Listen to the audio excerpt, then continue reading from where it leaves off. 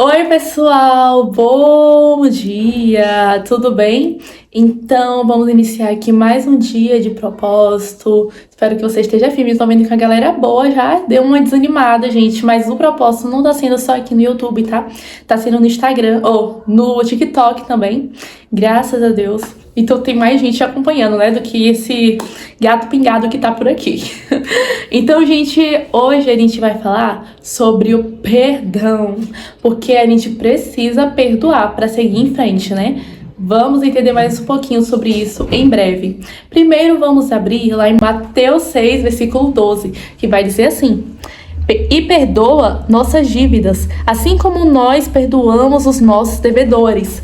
Ou seja, isso aqui, gente, Mateus 6, tá falando do Pai Nosso, né? Jesus está nos ensinando a orar.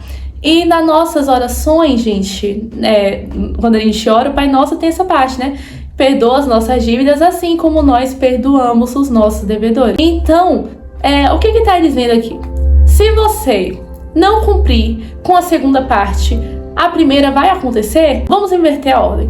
Assim como nós perdoamos os nossos devedores, perdoa as nossas dívidas. Então, se a gente não perdoar os nossos devedores, gente, não é pra levar no sentido de dívida mesmo, não. Tipo, a pessoa tá te devendo, você tem que perdoar aquela pessoa. Não é bem isso, mas tipo assim, vamos supor que alguém vacilou feio com você. Você tá ali injuriado com aquela pessoa, meu Deus, tá com aquela raiva, com aquele ódio. E aí aquela pessoa, gente, ela nem te pede perdão. Aí você, opa, não vem me pedir perdão, não reconheceu que errou, eu vou perdoar como? Se ela nem se arrependeu, pra que eu vou perdoar essa pessoa aí? Não tem nem como, ela não é nem digna do meu perdão. Ainda mais que ela nem se arrepende, continua fazendo a mesma coisa. Gente, pra pensar que se aquela pessoa, ainda que ela não venha te pedir perdão, você ainda tem que perdoar ela. Por quê? Porque se ela não reconhecer nunca pelo resto da vida que ela errou com você, aí você nunca vai perdoar ela, vai viver guardando mágoa dela pra sempre.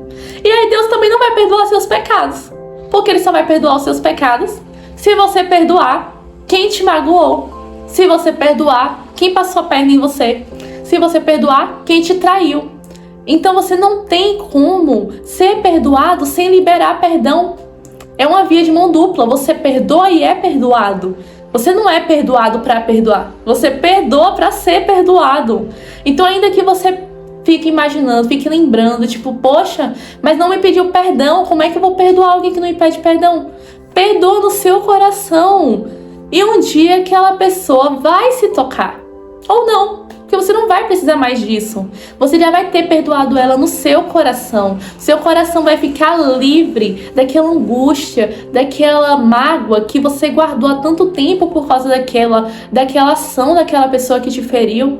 Então, quando a gente perdoa a outra pessoa que nos magoou, a gente traz a saúde pro nosso coração, gente. A gente fica bem. Porque a gente fica sem aquele estresse, sem aquela raiva, sem aquela mágoa, sem aquele rancor daquela pessoa. A gente segue em frente, a gente segue a nossa vida, tudo tranquilo. E a gente ainda é perdoado por Deus, né?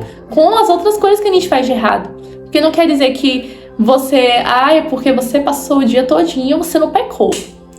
Pelo amor de Deus, né? Claro que você pecou. Só de você pensar que você não pecou, você pecou. Porque você não tá reconhecendo o seu pecado. Gente, nós temos que reconhecer que somos pecadores miseráveis mesmo. Essa é a nossa realidade. Quanto mais a gente reconhecer que somos pobres miseráveis e reconhecermos que não somos nada sem Cristo, sem a graça dele, mais a gente vai olhar para os nossos defeitos e buscar melhorar. Eu estava lendo um livro, né, Cristianismo Puro e Simples, e eu vou citar ele bastante nos próximos vídeos, até eu terminar de ler e ir pro próximo. Mas estava falando sobre moralidade cristã, e um dos aspectos é justamente reconhecer a moralidade de Deus e que nós não estamos vivendo 100% dentro do que é correto perante o Senhor. Ele cita um exemplo que uma pessoa que não é boa, mas que também não é 100% má, ela reconhece que ela tem que algo que ela precisa melhorar, né? Ela reconhece que falta algo nela, que ela ainda tem algo a melhorar.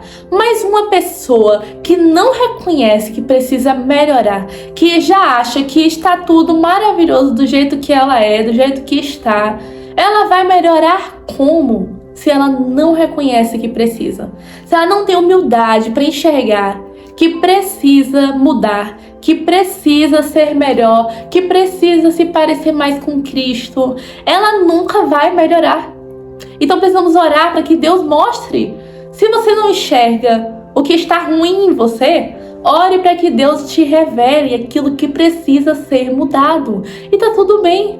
Se você não enxerga, mas você está ouvindo aqui agora que você tem sim, é impossível, não tem nada para melhorar em você. Você não é perfeito, nenhum de nós somos. Eu, todos os dias, gente, vejo, meu Deus, me ajuda, Senhor, porque tem isso aqui. E é assim mesmo. É um processo e a gente nunca vai estar 100% bem. Por isso que não somos salvos pelas nossas obras. Porque quando Jesus fala que somos salvos pela graça, se somos salvos pela graça, não é pelo que a gente fez, mas por uma graça que nos alcançou. É ela quem nos salva e por meio da fé que temos em Cristo Jesus. É assim que somos salvos.